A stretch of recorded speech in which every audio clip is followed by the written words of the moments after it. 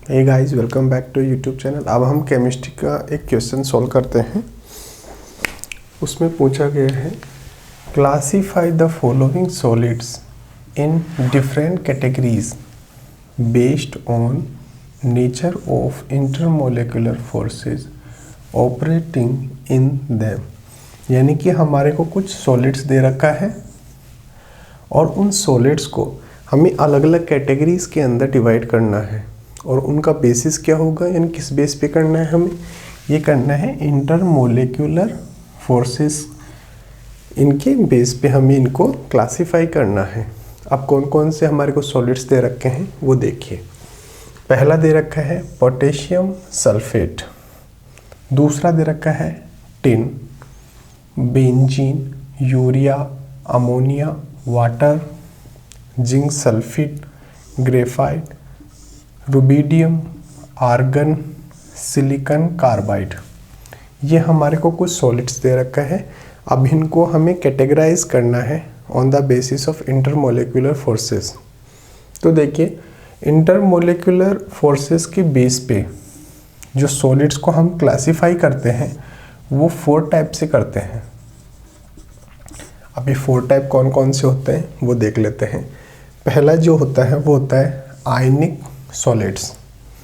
आयनिक solids के अंदर क्या होता है, इसके अंदर आयंस होते हैं, एक पॉजिटिव आयन होता है और एक नेगेटिव आयन होता है।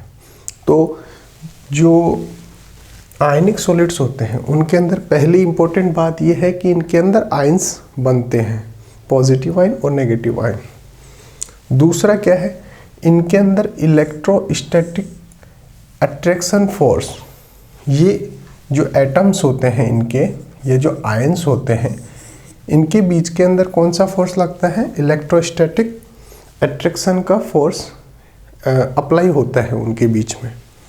दूसरा होता है कोवेलेंट सॉलिड्स। कोवेलेंट सॉलिड्स के अंदर जो बॉन्ड बनता है वो कौन सा बनता है, कोवेलेंट बॉन्ड। अब कोवेलेंट बॉन्ड की क्या खास बात होती है, इसके अंदर mutual sharing of electrons between the different atoms ये होता है। मतलब मान लीजिए ये कोई एटम है और दूसरी तरफ है कोई बी, ये दूसरा एटम है।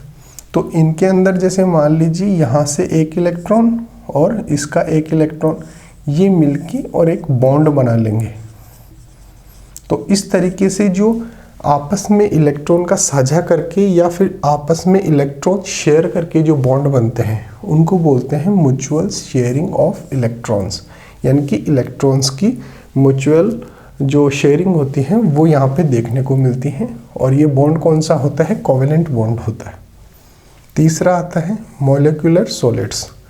इनके अंदर एटम्स और मॉलिक्यूल्स, इनसे कोई भी जो सॉलिड होता है ये बना होता है। ये एटम भी हो सकते हैं और मॉलिक्यूल भी हो सकते हैं।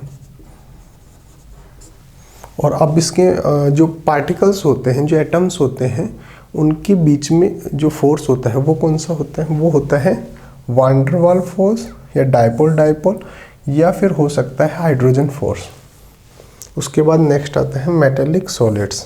मेटेलिक सॉलिड्स के अंदर जो एटम्स होते हैं वो मेटल एटम्स होते हैं और इनके अंदर जो बॉन्ड बनता है वो बनता है मेटेलिक बॉन्ड। और इनकी एक खास बात ये भी होती है कि ये इलेक्ट्रिकल कंडक्टिविटी शो करते हैं। इलेक्ट्रिकल कंडक्टिविटी शो करेंगे, कहने का मतलब ये जो सॉलिड्स होंगे इनके अंदर इलेक्ट्रिसिटी फ्लो हो सकती है। अब हमारे क्वेश्चन पे आते हैं। ये तो हम जो हमारे को माइंड में रखना है की पॉइंट्स वो है जिसके बेसिस पे हमें इस क्वेश्चन का आंसर देना है।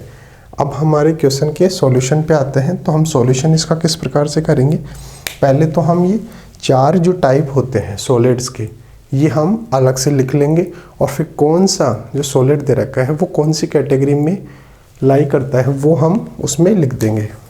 तो देखिए, पहला हमने स्टडी किया था आयनिक सॉलिड्स। आयनिक सॉलिड्स में क्या होता है, आयंस बनते हैं, पॉजिटिव आयन और नेगेटिव आयन। तो इसके अंदर कौन कौन से होते हैं, एक तो होता है पोटेशियम सल्फेट और एक होता है जिंक सल्फेट।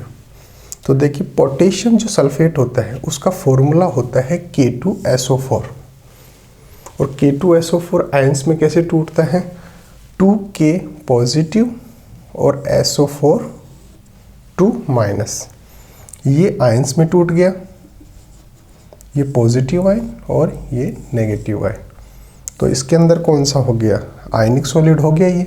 इसी प्रकार से जिंक सल्फेट जो है ये ZnS का फॉर्मूला होता है, ये आयंस में कैसे डिवाइड होता है या टूटता है तो ये आयंस में Zn2+ और S2- इस तरीके से आयंस में डिवाइड हो जाता है या टूट जाता है, ब्रेकडाउन हो जाता है। फिर नेक्स्ट आता है कोवेलेंट सॉलिड्स। कोवेलेंट सॉलिड्स में हमने अभी बात की कि इसमें क्या होता है म्यूचुअल शेयरिंग ऑफ इलेक्ट्रॉन्स होती है बिटवीन डिफरेंट एटम्स। तो इसके अंदर कौन कौन से जो सॉलिड्स हमारे को दे रखे हैं वो कौन कौन से आएंगे, एक तो ग्रेफाइट, एक सिलिकॉन कार्बाइड। ये जो 2 सॉलिड्स इसके अंदर हमारे को दे रखे हैं वो इस कैटेगरी के अंदर लाई करते हैं। तीसरा आता है मोलिकुलर सॉलिड्स, इसके अंदर आता है बेंजीन, यूरिया, अमोनिया, वाटर और आर्गन, ये आते हैं मोलिकुलर सॉलिड्स के अंदर। फिर आता है मेटेलिक सॉलिड्स, उसके अंदर 2 आते हैं, एक तो रुबिडियम और एक टिन। तो इस प्रकार से हमारे को जो सॉलिड्स दे रखे थे हमने उनको डिवाइड कर दिया, डिफरेंट कैटेगरीज के अंदर डिवाइड कर दिया।